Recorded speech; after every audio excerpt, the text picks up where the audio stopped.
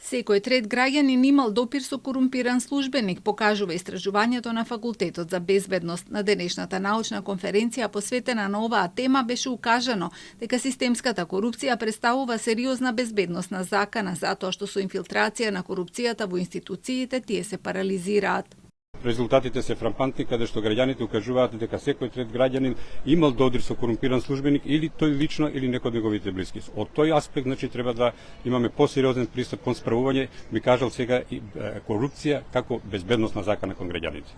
Министерот за внатрешни работи тврди дека внатрешната контрола има полни раце работа околу корупцијата во полициските редови.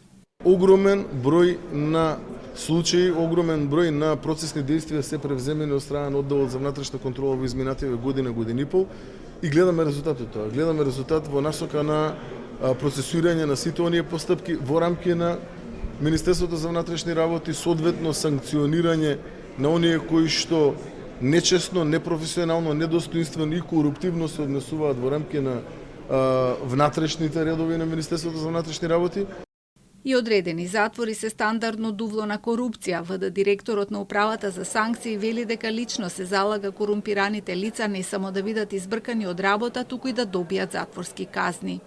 Во рок од година дена имаме над 40 кривични пријави против вработени во затворскиот систем. Тоа е она што можеме да го правиме. Ако тие не се плашат од бркање од работа и од казна затвор, што да ви кажам тогаш? На конференцијата на која се расправаше за стратешките пристапи за решавање на сложените предизвици беше најавено и дека со подпишување на меморандуми со факултетите кои имаат допирни точки со областа на безбедноста ќе се овозможи најдобрите студенти да станат дел од МВР и другите безбедносни институции.